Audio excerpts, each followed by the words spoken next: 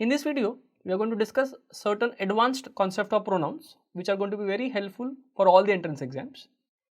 So let's look at rule number 6, which is called Antecedent-Pronoun Agreement rule.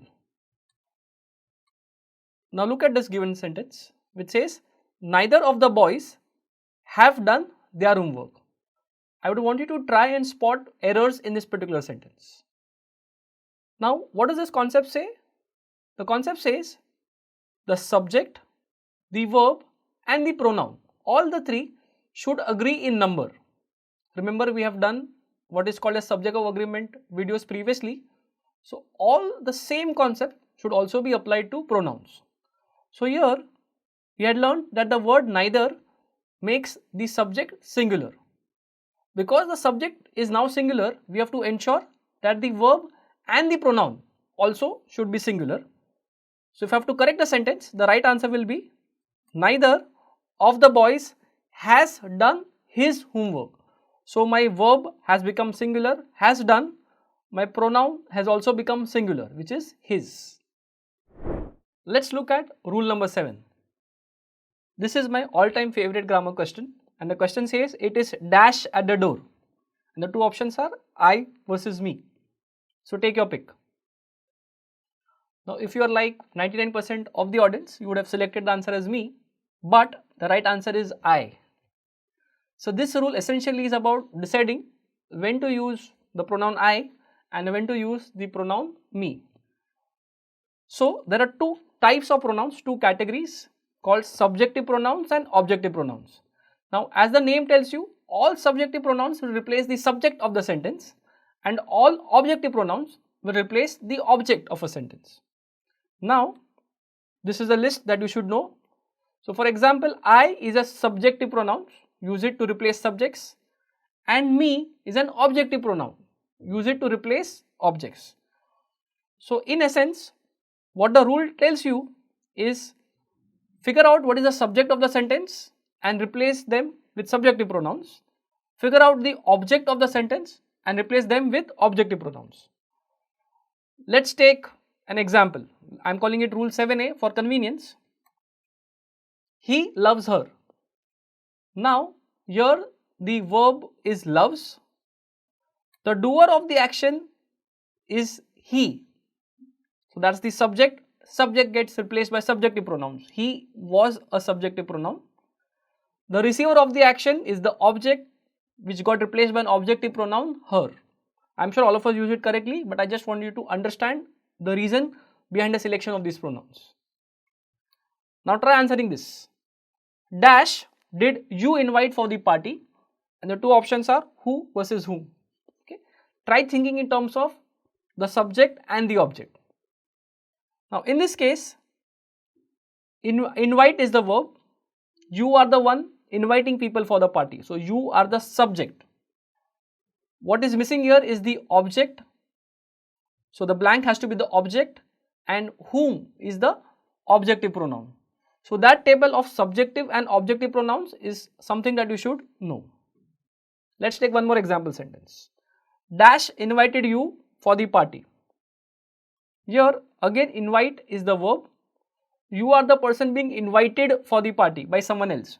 So you is the object. The blank here is the doer of the action, the subject. So again it should take the subjective pronoun, and who is the subjective pronoun. So the final answer is who invited you for the party. Rule 7b. All intransitive verbs will always take only subjective pronouns.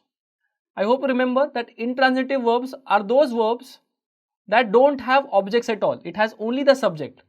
Because there are no objects, you can't use objective pronouns.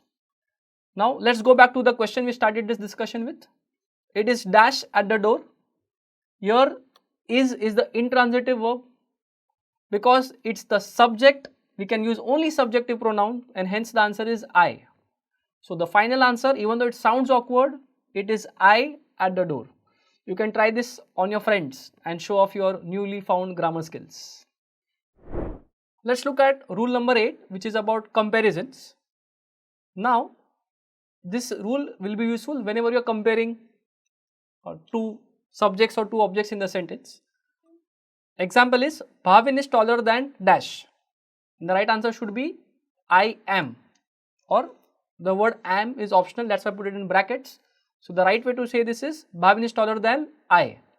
Now again it sounds awkward, but it is absolutely correct. What is the rule? The rule here says that you can only compare either two subjects or two objects. So here in the sentence Bhavin is the subject. Like I said, you can compare subjects to subjects. So I should be using an subjective pronoun. So the answer is Bhavin is taller than I am. The last rule of pronouns, which is called antecedent ambiguity. Now look at this sentence. A and B study in division C. He is my favorite student. So my question to you is, who is my favorite student? Now some of you might think I am referring to Mr. A because it was the first person mentioned in the sentence. Some of you might think I am referring to B because he is the one closest to the pronoun. Now the concept here is the pronoun he creates some ambiguity. It can either refer to A or it can refer to B.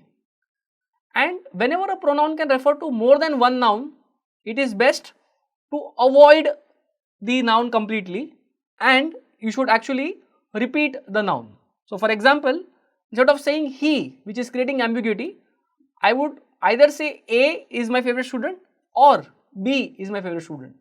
The point is avoid the pronoun because it is just creating some ambiguity in this case. One more example. The pickle jar is empty. He was tired of eating it anyway. Now the only pronoun here is the pronoun it.